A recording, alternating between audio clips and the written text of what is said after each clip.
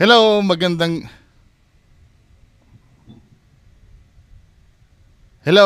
gabi sa inyo lahat. Magandang gabi sa inyo lahat. So meron tayong reaction may ni-request sa akin. Ito ay ni-request sa akin. Ha? Ni-request at may nagturo din sa akin. Ito tinuro sa akin yung mismong part kung saan yung kaduda-dudang part. 'Di ba? Hindi ito basta reaction mo. Tapos ganyan. May kaduda-dudang part kasi dito na tinuro. 'Di ba? So, dito, papakita ko sa inyo kung sino nag-request ha. Sabi ganun dito, kailangan papakita ko yung name. Hindi, para transparent tayo. Sir Bungo, pareak po yung explore ni Boss Vino sa Villa Epipania 1am solo explore yung Dighay. Gumalaw na rocking chair at yabag. Medyo red flag po. Thanks. Ito dapat, hindi ko dapat papansinin ito kasi hindi niya naman tinuro kung alin ba doon yung sabagay, tinuro niya yung rocking chair. Pero hindi ko naman na sana papansinin to kasi pag tiningnan ko doon, kung gumalaw naman yung rocking chair ng talagang valid naman, wala naman akong doon. Wala naman akong dapat i-react doon. Pero napanood ko ito kay Boss Smokey eh. Kinontent ito ni Boss Smokey. At nakita ko talaga na talagang inanalyze ni Boss Smokey to. Subscribe kayo kay Boss Smokey ha.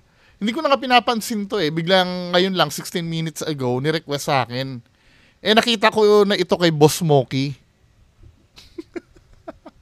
Sa analysis ni Boss Smokey, ito ha, take note ha.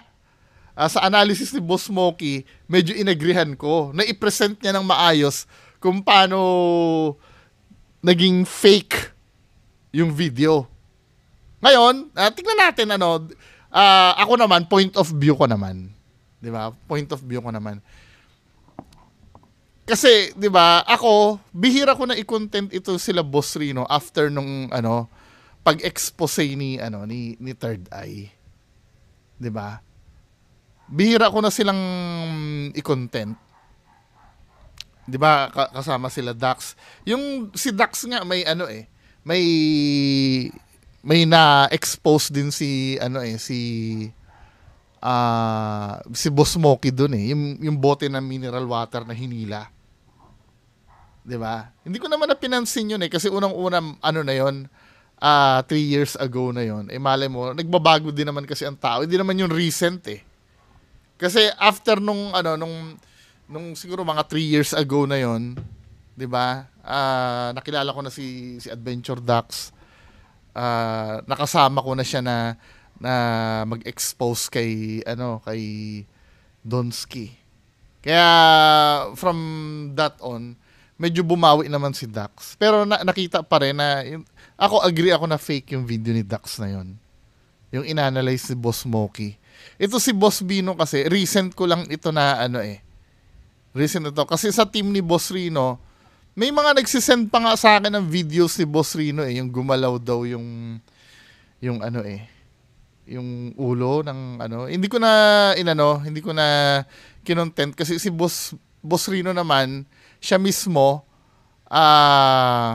umamin na siya na wala siyang credibility. Sort of ito yung baka sabihin nyo nag-i-invent ako. Binura niya yata itong live na to eh. Documented ko to. Ito, pakinggan nyo ito. Sa credibilidad. Diba? Sabi nila kasi, ang daming sabi, masisira yung credibilidad mo kasi ganto. Wala naman ng credibilidad eh. Matagal na sira eh. Ayan, inamin na ni Boss Rino. So, wag nyo nang wag nyo nang pangarapin na i-depend si Boss Rino kapag may kaduda-duda na nakita sa video niyan. Hindi ko na kino-content yan dahil dito alone, inamin niya na walang credibility siya. O ano pa masisira? Di ba? Inamin na ni Boss Rino before. Binura niya itong live na to. Kaya may pangahawakan na ako kay Boss Rino. Kahit anong pa-react niya, hindi ko na-react yan dahil umamin na siya na wala siyang credibility. Ito kasi yung sinasabi ko, ang naging problem kasi dito, pag corner na, parang mag-give up na lang eh. Kung tutuusin, maraming nagde-defend dyan sa credibility na yan dahil yan kasi ang panghahawakan natin every time na nagsasalita tayo sa public, yung credibility na yan. 'Di ba? Hindi naman tayo perfecto, minsan magkakaroon ka ng pagkakamali, masisira yung credibility mo. Pero make sure na kahit man lang sana mabigay mo yung side mo. At yung mga may intindihan ka naman ng mga taong nagmamahal sa iyo eh. Pero ang senaryo kasi kay Boss Rino, siguro ayaw niya na ng lalong humaba pa yung usapan. No? Para walang problema, sige, wala na akong credibility. Hindi maganda yun. Di ba? Hindi maganda yung, for me, pero sa kanya, mukha namang naliligayahan siya doon sa pag-amin niya.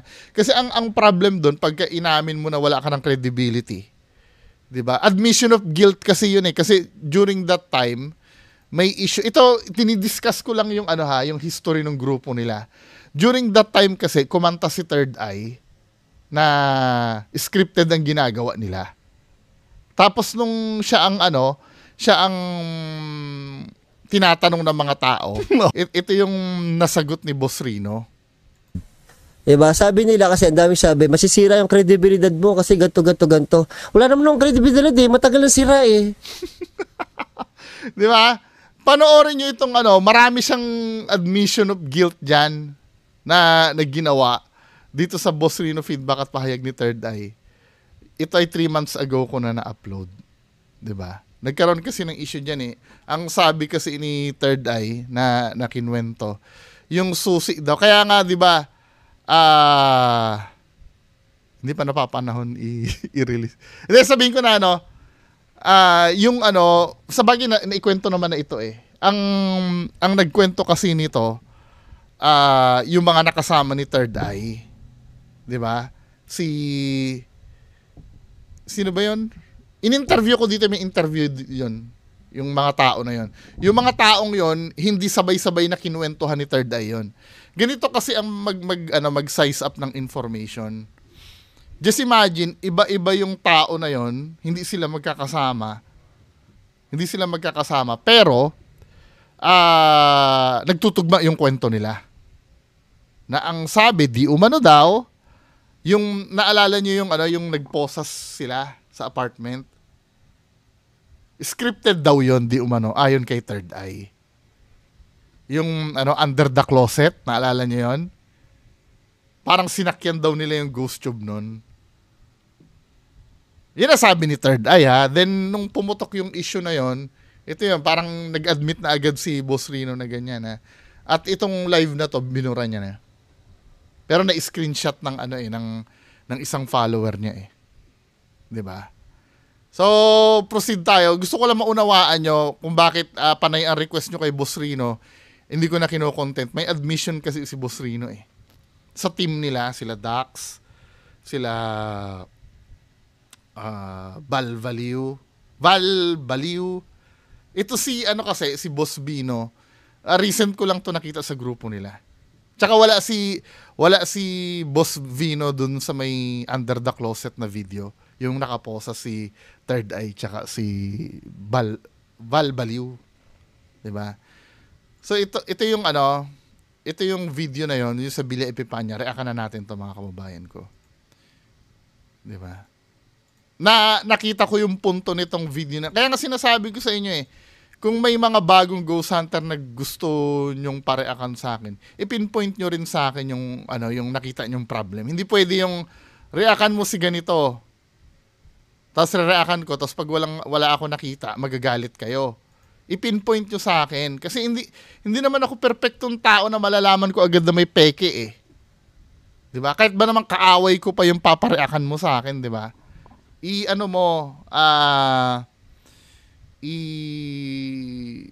I-explain mo sa akin kung paano tingin mo. Ito kasi na-explain ni Boss Smokey na maayos. Bay ka dito na, ayun. Ano yun? Bay ka dito na, ayun.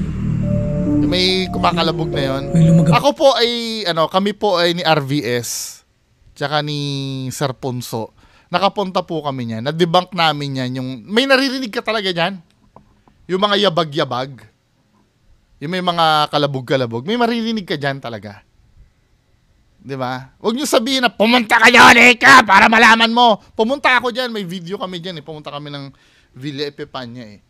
Yung na-debunk namin yan, yung kumakalabog-kalabog na yan, kasi wooden yung yung sahig na yan . At doon sa entrance ng Villa Epipanya, may mga kambing doon. Kasi ang entrance niyan nasa labas may kahoy din yun . Yung kahoy na nasa labas ng main entrance niyan at kahoy na nasa loob magkakadugtong yan. Maraming kambing na nandoon. Kaya pag naghaharutan yung kambing doon sa labas, mafe-feel mo yung kalabog dyan sa loob. Makikita nyo sa video namin, na-debunk namin yan. Nakakatakot naman talaga yun. Habang nasa loob ka, may maririnig kang parang yabag, pero kambing yun sa labas. Bag sa taas. Kaki gumalaw. So ito yung highlight, Ito yung highlight ng video, yung gumalaw. Ayun nakikita nyo, dito sa, nakikita nyo, sa entrance kasi niyan, may mga kambing dyan, at yung tinutungtungan ng kambing na yan, kahoy. Yung kahoy na yan, ay dugsong yan doon sa loob. Alam niya na. Kaya pagka nagharutan yung mga kambing na to, maririnig mo yan sa loob, na akala mo may yabag talaga sa loob ng bahay. Good morning guys. Ayan, time check. Time check tayo, ayan. 1:04, ayan. 1:04 AM ng madaling araw. Nandito ako ngayon sa Villa Epipanya. So first time ko mag-explore dito. Eto. Diba? Ito pa lang, Prada pa lang. Nagbago ang style nila Dati sabay-sabay silang nagmumukbang din, pa solo-solo na sila. Kasi nag-iisip sila ng bagong tapos binabalikan ulit nila yung dating locations na napuntahan. Ayan, para makita mo. Ayan. Eto, sarado pa yung pinto. So, bubuksan pa natin. Eto, simulan natin. Tara.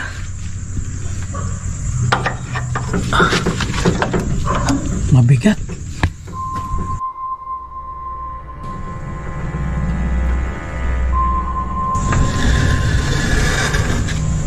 Ayan, mali pala ako ng bukas, kaya pala inaahata ko, pala siya, tinutulak. Ay. Grabe, ang dilim dito. Ayan, yung akbang ko pa lang, medyo pinikilabutan na ako . Ito, CR pala dito.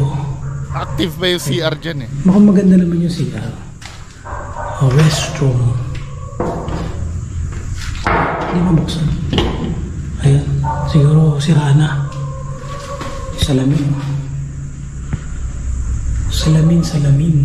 Just imagine panahon pa ng Japanese yan Diretso na natin itong pag-explore dito. Grabe guys, hinikilabutan ako ngayon First time ko mag-explore dito sa Villa Epipanya.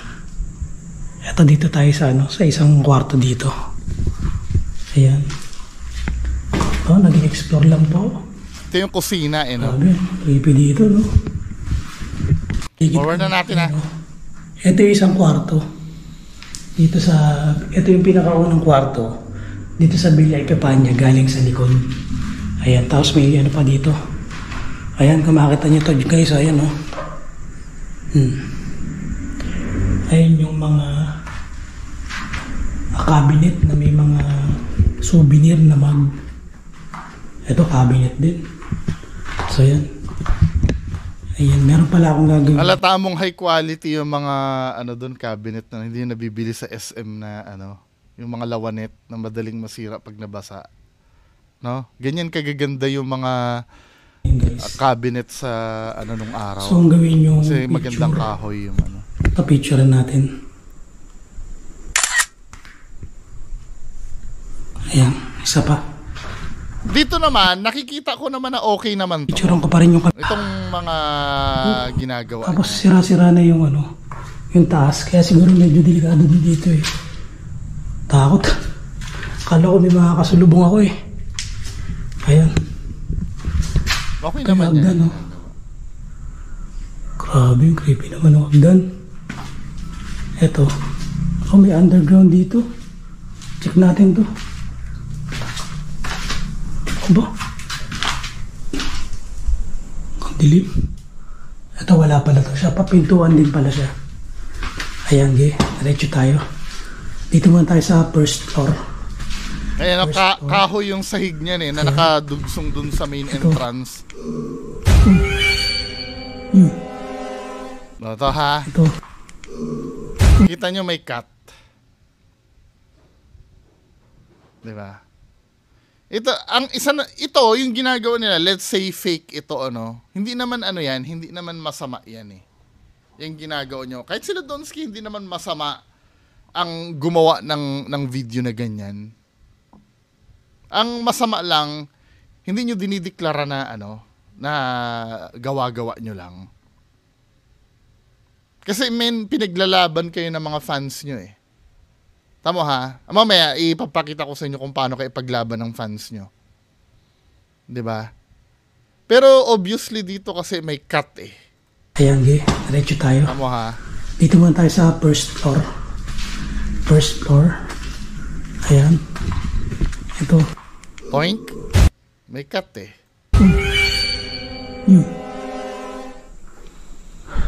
Parang may dumigay doon ah. Ito guys, ito yung first floor. Ito yung pinaka-bungan. Ang matindi doon, 'di ba? Narinig mo na 'yon, pero ang dali mo maka-move on.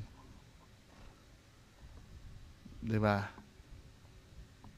May narinig ka na, syempre nakakatakot 'yun, 'di ba? Madali ka maka-move on. Dahil supposedly ko, ano yun? Nasaan yun? Saan nanggaling? 'Di ba? Kahit bibigyan man lang sana kita kahit 30 seconds na ano eh. Na anuhin mo yun eh, para ma-aware of yung pagkabigla mo eh. Pero wala, ituloy pa rin. O pwede naman ganito, sige, hahanapan ko ng lusot si Boss Bino. Pwede naman nung time na, ano, na may dumighay na yon or umano. Minsan kasi may naririnig ka noise na ano eh, na pag nandoon ka, sa sobrang gulo ng utak mo, hindi mo na mapapansin, sa video mo na lang mapapansin. Pwede naman yon. Di ba? Kaya lang, nung time na in-acknowledge mo yung dighay eh, ibig sabihin, alam mo, narinig mo na may dumighay. Di ba? Tsaka dito, bago nangyari, nag-cut. Di ba? I-slow motion natin para makita nyo na nag-cut ha. First floor. Ano natin. May cut na nangyari kasi bago ano. Ito ha, pinapa-reactan sa akin to. Pero I'm so sure yung mga fans nila Boss Rino, pag puro puri ang gagawin ko dito, okay lang. 'Di ba? Pero pagka ine-expose ko kung ano yung mali doon sa video, sasabihin nila, "Wag ka nakikialam. Bakit ka nakikialam?"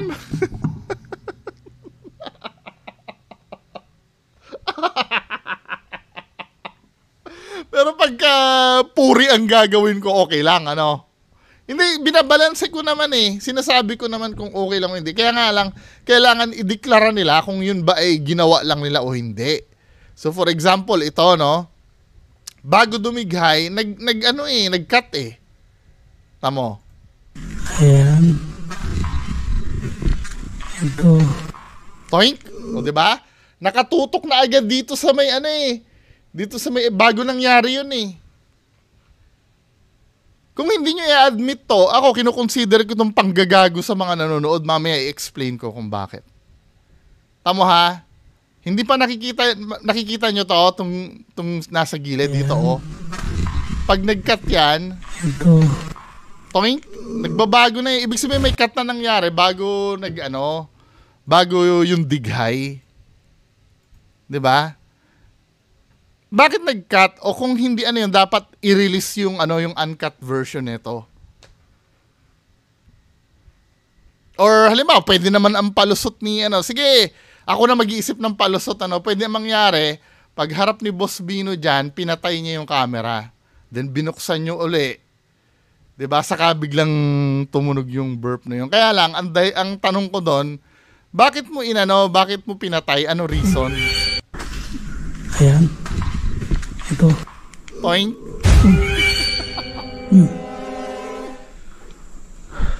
Parang may dumigay doon Ito guys, ito yung first block. Di ba? Naka-move on na siya agad, Itong Villa Epipanya, yan. Ito yung may mga may mga picture nung may-ari, tapos may piano. Piano. Libutin lang natin. Ayan, ito may pintuan dito Bawal yan, kwarto yata daw yun ng anak Sabi nung caretaker Parang andyan parang matinong kwarto pa daw to. Yun nandyan. Dito pala, nakakatakot na Parang nakalaki yung pintuan. Tsaka yung yung bahay niya, may kuryente pa yan. Bubuksan lang daw pag umuwi yung may-ari. Ayan, picture lang natin to.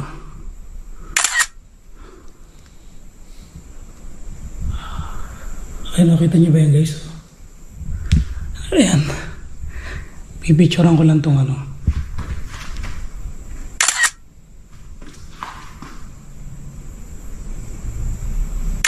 Kasi kung halimbawa, yung pagpipicture-picture, okay yan Kaya lang nawawala ng credibility pag nandaya ka na. Sayang ang evidence na makukuha mo. Diba? Proceed na tayo ulit sa exploration. So ayan, ito yung pinaka nasa unahan itong na to. Itong pinaka-kwarto nitong Villa Epipanya. So ayan, tignan niyo yan Sira-sira na yung mga niya. Taas niya. Ito may salamin at long table. Ayan. Kilabot ko Grabe. Iba-iba talaga yung kilabot dito Harap pili mo may kasabay ka dito na ayun. Ano yun? May lumagabag sa taas. Hindi mo naman maano kung taas yun o babae. Di ba, men?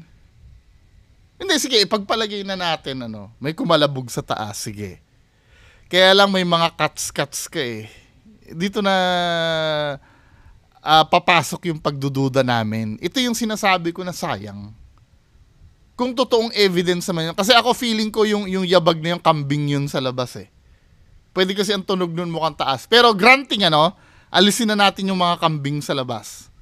At narinig talaga ni Boss Bino na may kumalabog sa taas. Sige, ilusot natin. Ayun.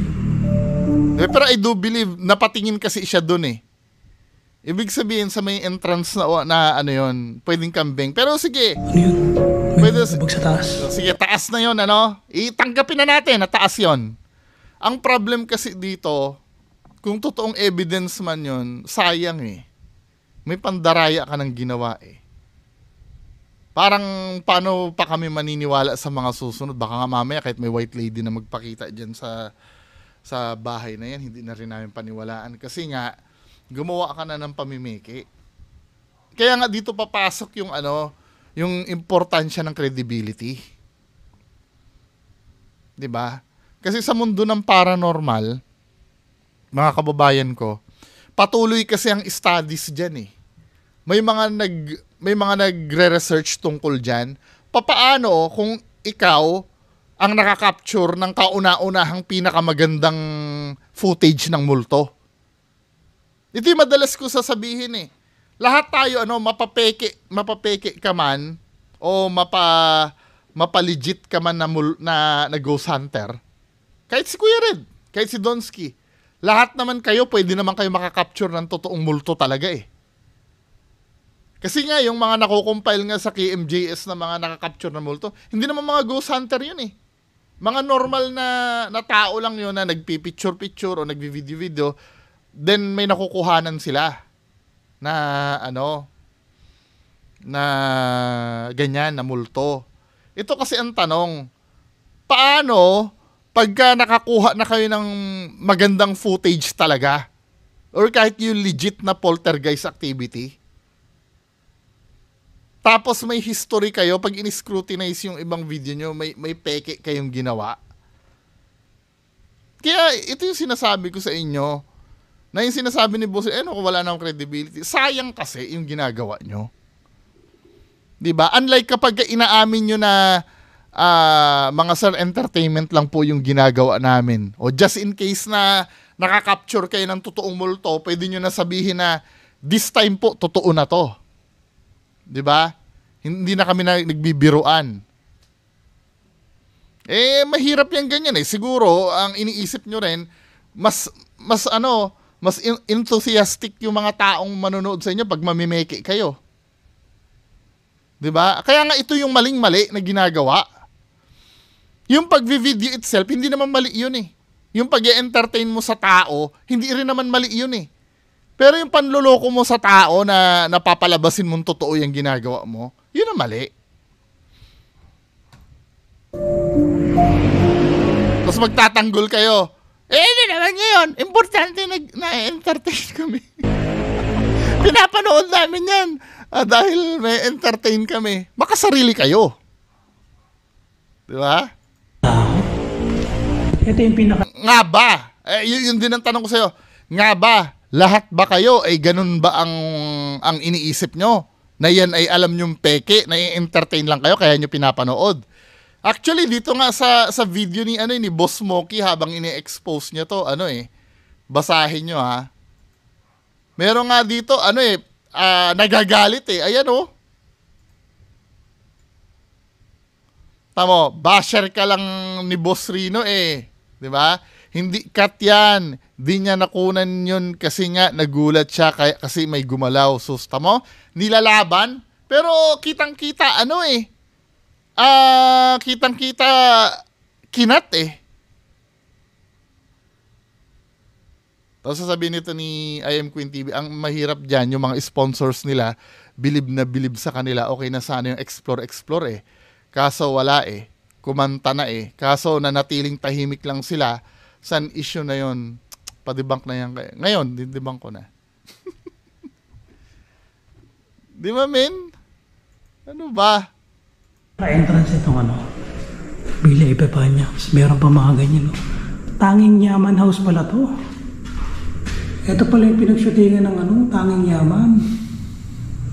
Kaya pala very popular tong na to. Itong Villa Epipania. Ayan o. Ayan may post pa na ganyan o. Ayan o. Diba? So, dito pala sila nag-shooting. Tapos itong palang baba na to, ayun, parang underground. Medyo parang delikado na itong tabla. Kaya hindi ko na siya lilibutin. Pero sige, picture na natin. Dito na tayo siya nung umakyat. Sarado yata to. Ayan, hindi mabuksan. Diretso tayo doon sa may umuugoy na Ito, ang creepy nung ang creepy nung salamin, 3 pa. Grabe, ang init ng pakaramdam dito Oh. Ito yung mga lumang aparador. Grabe. Ito yung aparador na nakakatakot. Ayan. Ang masakit kasi niyan, 'di ba, nakita naman natin, nilalaban kayo ng mga supporters nyo eh. Pinagmumukha nyong tanga yung mga supporters nyo na nilalaban kayo na totoo yung ginawa mo. Yan ang kasi nagiging issue dito. Habang naglalakad. Ayun. Grabe. Ito. Yun, narinig pa akong yabag-yabag. Wala, paano na namin paniniwalaan niya may cut eh. May ipis. May cut na naman. Ayan. Diba? Punong-puno ng cut ito. Ayan. Diba? Grabe, may narinig ako parang may nagtatap sa pader. Grabe ito. Ikilabutan na naman ako dito. Wala, yung mga ganon, paniniwalaan mo pa ba yun, men? Para may mga kumakaluskus. Ito, tingnan niyo itong ano na to. Ang problem kasi minsan, na-overdo nyo kasi. Ang tunay na pagpaparamdam kasi, for me, tama na yung nakakuha ka ng isang shot na gumalaw, okay na yun eh. Pero kung mayat maya may kalabog, may dighay, may na-overdo nyo kasi minsan. Diba? Ayan, makikita nyo yan. Ayan. Diba, lumang higaan yan. Ito yung palibot. No? Ay! Parang nailawan. Diba? Parang may nailawan. Diba, lumang higaan yan. Ito yung palibot. No? Ay! Parang nailawan. Diba? Wala naman. Ayun. Forward na natin, ha? Kasing higaan, nakakatakot na. Ito yung sa kaparador pa. Diba?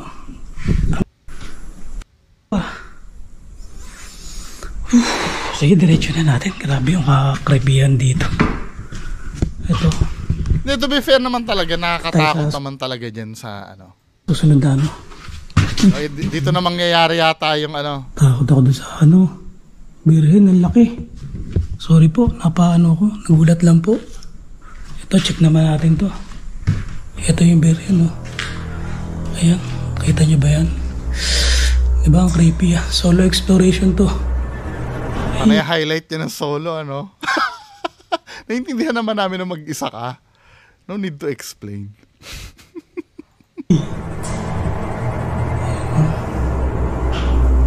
Ano yun? Ang dami mga parang tumutunog-tunog parang yung mga lagapak-lagapak. Ito yung mga lumang chair. Creepy naman yung chair, no? Tapos meron pa pala dito Pong Nazareno tsaka si Mama Mary, ang laki. Ito yung puro ganito yung cabinet nila. Parang kanto, tapos nakakatakot. Pati itong mga tingnan yung higaan na yan. Ayun, Point? Grabe May cut, gumagalaw yung Dito nahalata, di ba? Tapos kayo, pinagtatanggol kayo ng